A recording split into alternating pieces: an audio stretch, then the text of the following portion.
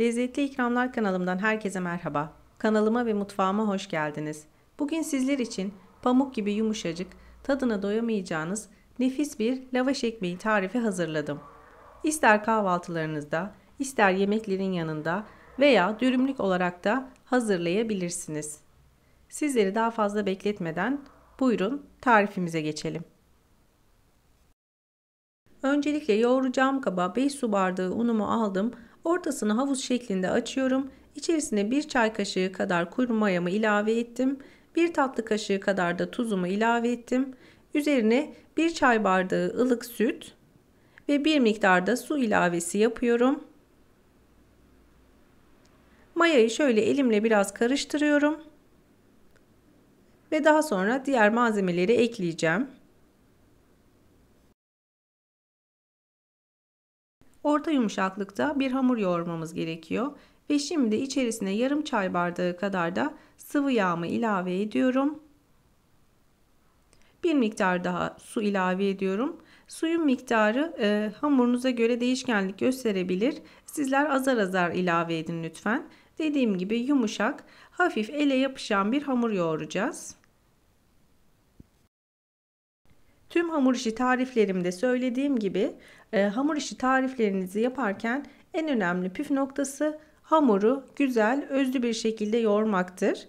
Eğer hamurunuzu güzel yoğurursanız yaptığınız hamur işi tarifleri gerçekten mükemmel oluyor. Tarifimde kullandığım su bardağı ölçüsü klasik 200 milim su bardağıdır.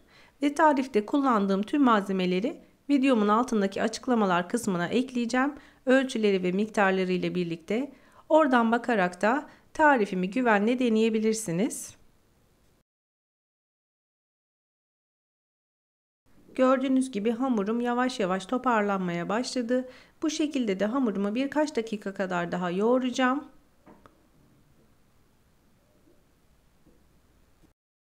Beni buraya kadar izleyen siz değerli takipçilerimden her zaman olduğu gibi yoruma kalp olur, emoji olur veya tarifim hakkında herhangi bir fikriniz varsa bunu benimle paylaşabilirsiniz. Şimdi de hamuru yeteri kadar yoğurduktan sonra hamuru dinlendirmeye alacağım.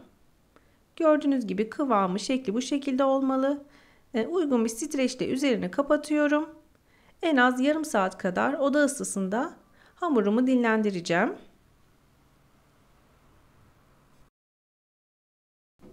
Yarım saatin sonunda hamurum yeteri kadar dinlendi.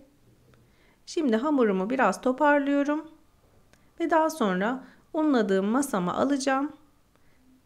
Hamurumu bir aparat yardımıyla parçalara ayıracağım ve daha sonra bezelere ayıracağım. Şunu da belirtmek istiyorum. Hamurum kesinlikle mayalı bir hamur değildir. Maya koydum ama maya hamurun ekmeğin daha yumuşak olmasını sağlamak için koydum. Yani mayalı bir hamur değil, sadece bir çay kaşığı kadar koydum. Hamurumu masada toparladıktan sonra hamurumu aparatta ikiye böldüm. Her bir ikiye böldüğüm hamuru da 6'şar parçalara ayırdım gördüğünüz gibi. Şimdi de hafif unladığım masamda hamurlarımı bezeler haline getiriyorum. Siz dilerseniz sayıları daha küçük veya daha büyük de tutabilirsiniz bezelerinizi. Tavanızın büyüklüğüne, küçüklüğüne göre bezelerinizi ayırarak o şekilde hamurlarınızı açabilirsiniz. Hamurlarımın tamamını bezeledikten sonra temiz bir örtüyle üzerlerini örtüyorum ve artık ekmeklerimi açmaya başlıyorum. Yeteri kadar masamı unladıktan sonra hamurumu üzerinde gezdiriyorum. Elimle biraz incelttikten sonra şimdi de gördüğünüz gibi oklavamla açmaya başlıyorum. Siz dilerseniz merdane de kullanabilirsiniz. Lavaşlarınızın boyutunu tavanıza göre açmanızda fayda var. Benim tavam yaklaşık 30 santim boyunda. Siz de tavanıza göre o şekilde ince lavaşlar açabilirsiniz. Ben oldukça ince açacağım. Siz dilerseniz daha kalın tutabilirsiniz lavaşlarınızın hamurlarını.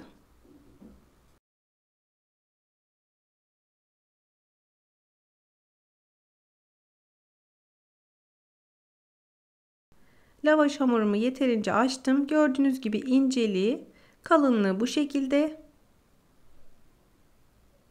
Sizler için bir tane daha göstermek istiyorum. Gördüğünüz gibi elimle hamuru yeterince bastırdıktan sonra yeteri kadar un kullanabilirsiniz. Zaten yumuşak bir hamur olduğu için un kullanmanız gerekebilir. Dediğim gibi dilerseniz merdane ile de aynı işlemi uygulayabilirsiniz.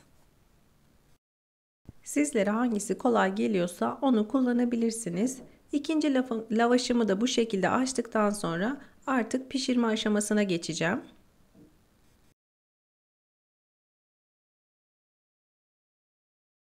Lavaşlarımı şimdi pişirme aşamasına geçiyorum. Öncelikle tavamı yeteri kadar ısıttım. Orta ateşte gördüğünüz gibi lavaşımın hamurunu tavama aldım. Üzerinde baloncuklar çıktığı anda hemen diğer tarafına çeviriyorum. Eğer çok bekletirseniz lavaşlarınız kurur veya yanar. Yüksek ateşte de değil, kısık ateşte de değil, orta ateşi ayarlarsanız daha güzel lavaşlarınız pişecektir. Ve ocağınızın başında da ayrılmamanızı tavsiye ediyorum. İnce lavaşlar olduğu için çabuk pişecektir.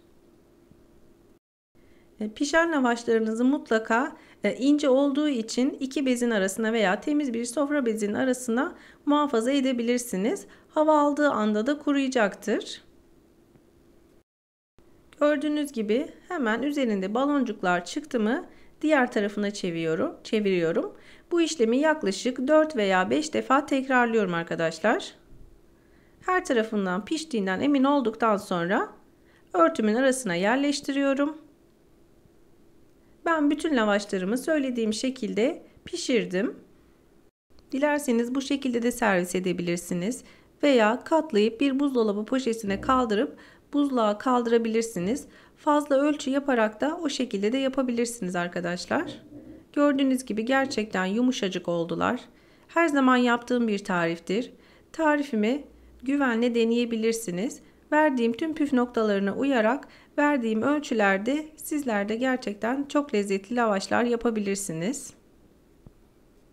İster kahvaltılarınızda, ister yemeklerin yanında veya dürümlük olarak da servis edebilirsiniz. Gerçekten çok lezzetli, çok güzel bir tariftir. İnşallah sizler de tarifimi dener ve beğenirsiniz.